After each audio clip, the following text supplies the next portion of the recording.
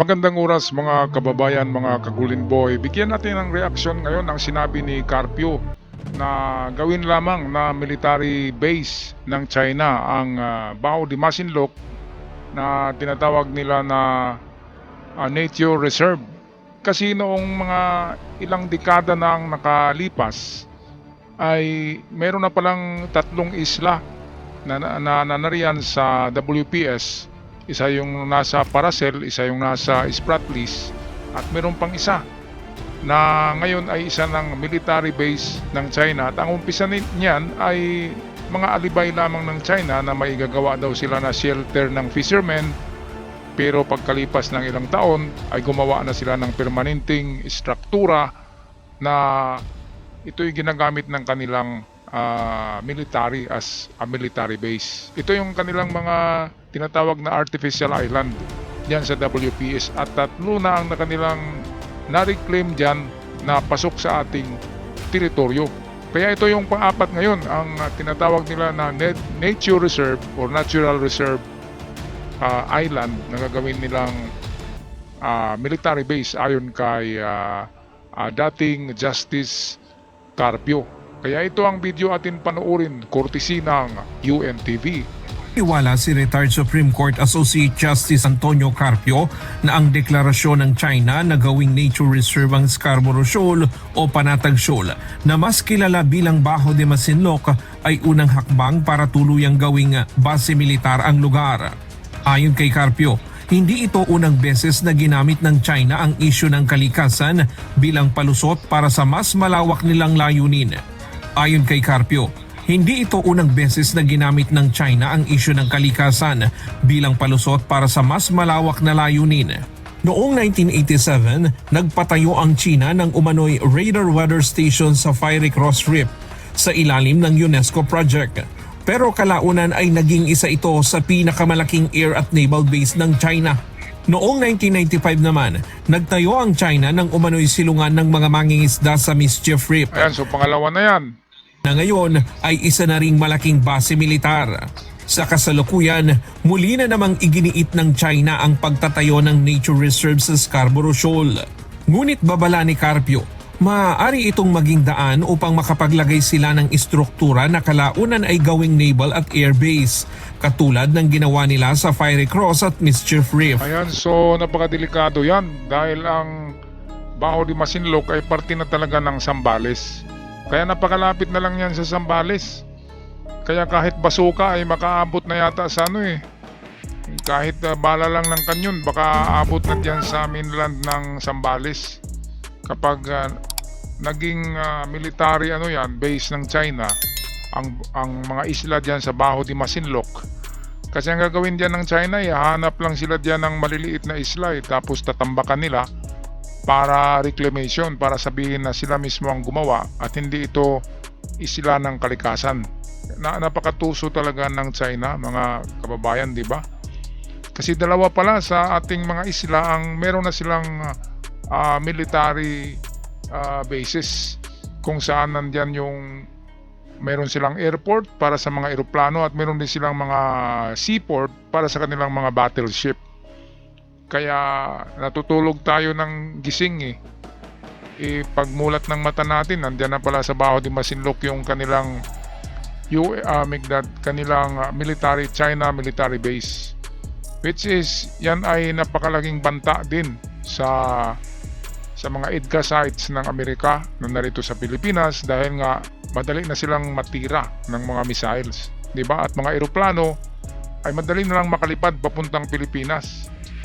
Kaya yan talaga, kahit sinong strategist sa gera ay bawal talaga maglagay diyan dahil mapanganib nga, baka mag-imbak ang China diyan ng mga missiles, ng mga ammunitions, ng oil depot para sa kanilang mga eroplano at barko.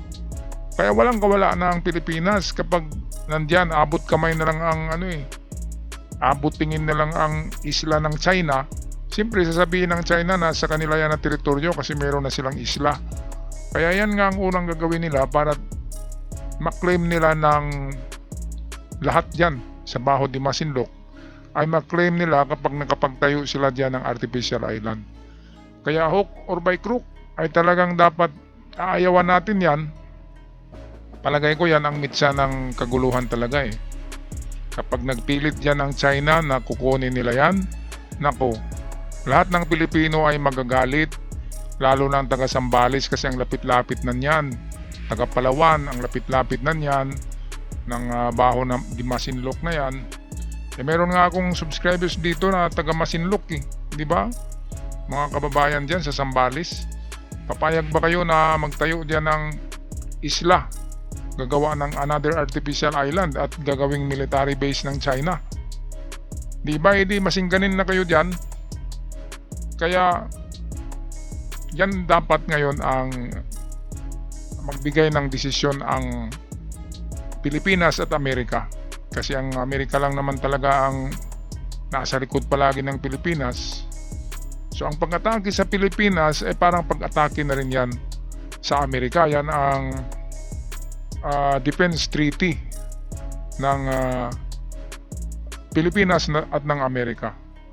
Na kung sino man ang atakihin ng kalaban ay of course tutulong ang kaalyado nito. Walang iba kundi Amerika and then Pilipinas para sa Amerika.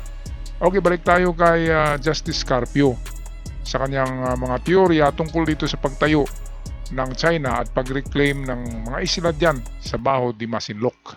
So this is really a precursor of China's grand plan to put up an air and naval base Precursor, in Scarborough Shoal, because that was their original plan. Remember, they were about to send dredgers way back during the end of the term of towards the end of the term of President Obama. China sent dredgers going to Scarborough Shoal to start their island building there, and Obama said, no, you cannot do that, there will be severe consequences. So the dredgers were sent back by China. Dagdag pa ni Carpio, kung matuloy ang plano, makukumpleto ng China ang tinatawag niyang military triangle, kasama ang Paracels at Spratlys na magbibigay sa kanila ng buong kontrol sa South China Sea. Because right now, there is a hole on the northeast area, the Scarborough Shoal area. They don't have an air and naval base. Their fighter jets cannot operate in that area. Cruise missiles cannot be installed in that area. But once they put up an air and naval base on Scarborough Shoal, they will have a triangle of air and naval bases on the Paracels, the Spratlys, and Scarborough Shoal. So they have a full coverage of the South China Sea. Ayan, so nakakatakot pala yan mga kababayan, nakakatakot. Kasi triangle na eh, triad na yung kanilang depensa.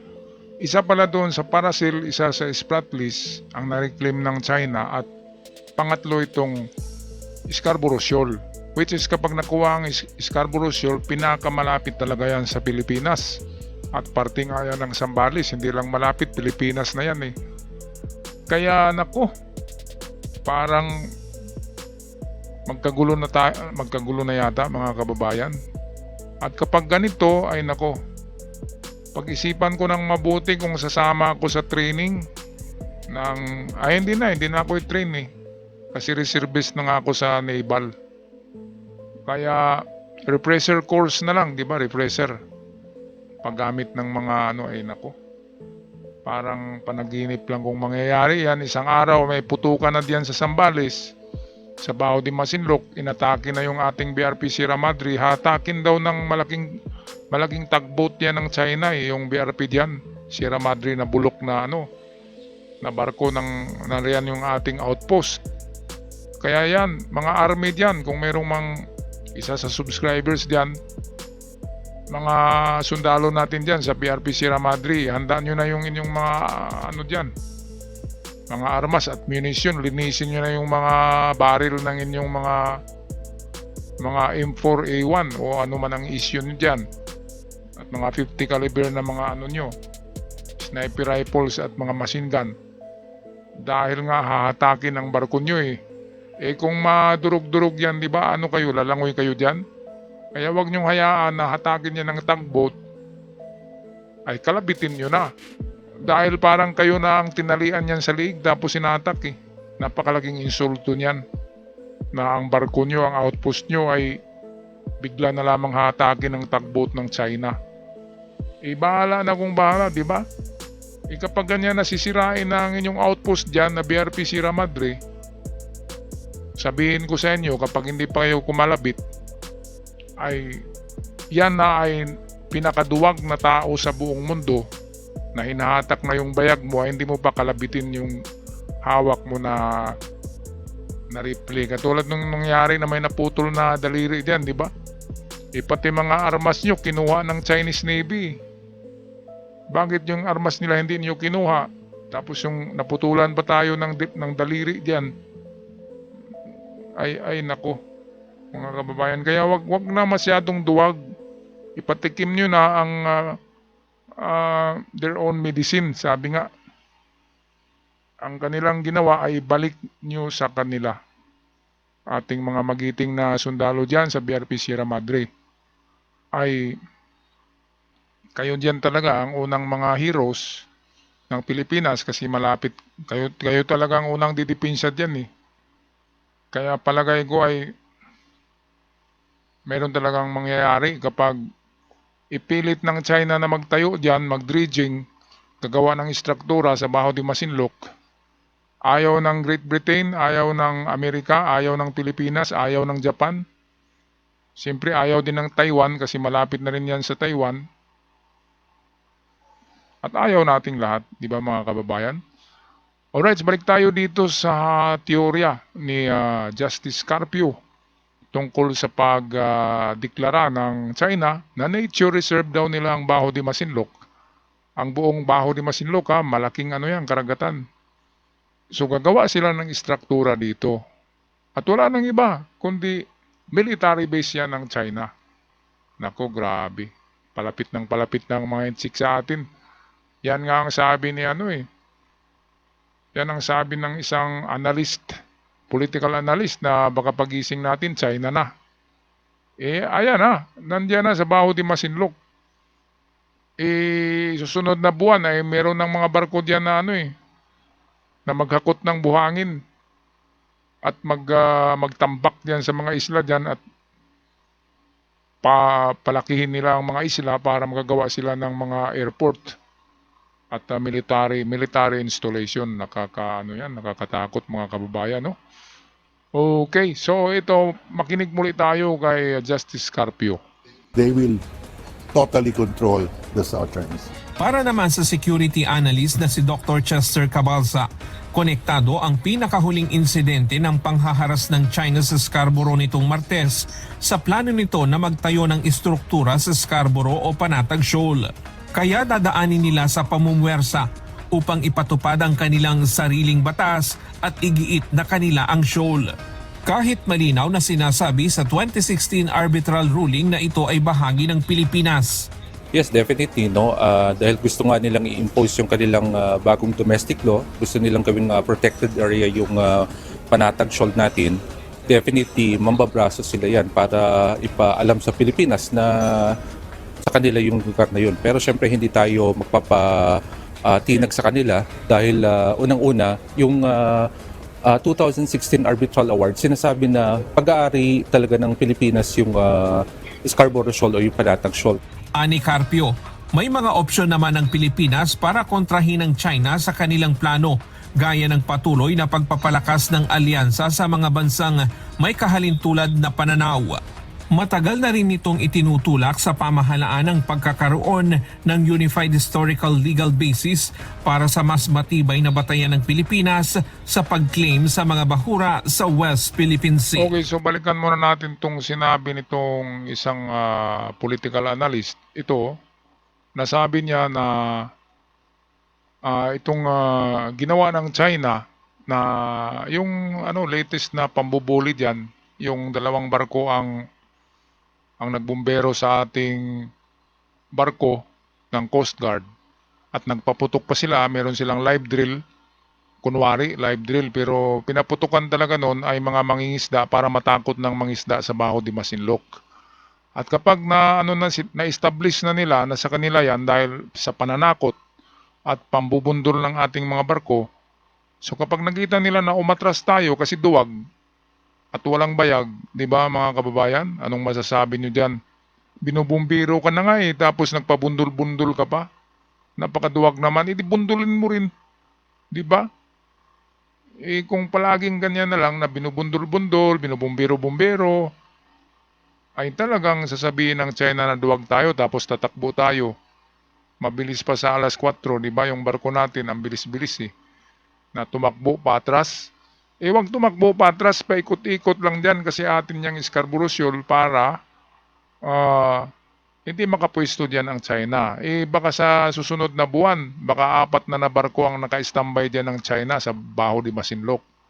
Kaya dapat unahan yan ng Pilipinas. Nasana yung mga barko ng Hapon, yung mga destroyers, kahit walang mga kanyon yun, pwedeng ilagay dyan para matakot lang din ang China.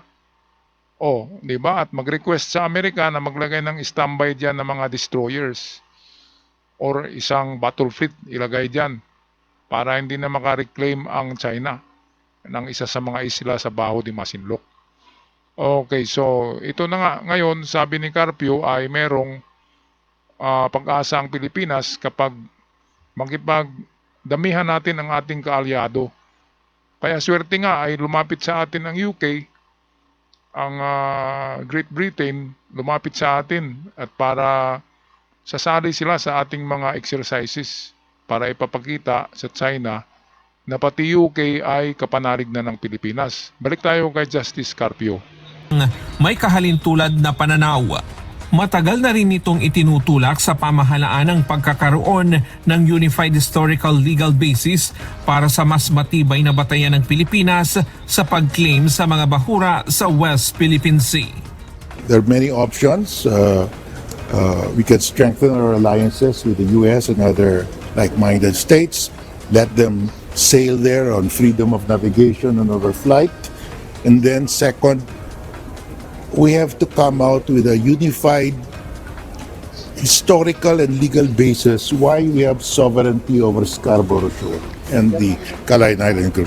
Napaka-importante ito. This is sovereignty over Scarborough Shoal, but we have not come out with a definite historical and legal basis. Okay, so ito na ang pinaka-importante. Ito yung ginagawa ng China na mayroon silang historical basis. Gumagawa kasi sila ng mga libro, ng mga artikulo, pinabasa nila sa mga bata nila doon, sa mga estudyanteng elementarya, at tinuturo na doon na ang Baho de Masinloc at Palawan, Zambales ay parte ng Pilipinas. Dahil kay Digong, ibinigay na daw sa China. Yun yung tinuturo doon sa China na yung mga isla dyan, kahit malayo, sa China na yan, kasi binigay ng isang presidente na ang pangalan ay Digong. Kaya yun ang katotohanan dyan mga kababayan. Sa China, kahit maliliit na bata doon, alam nila na sa kanila ang Palawan, sa kanila ang Zambales, sa kanila ang Baho de Masinloc, sa kanila ang Spratlys, sa kanila ang Paracels. Yan yung katotohanan. Kaya sabi ni Carpio, dapat yung ating mga academic scholars, yung DepEd, sila yung may responsibility na gumawa ng mga historical books.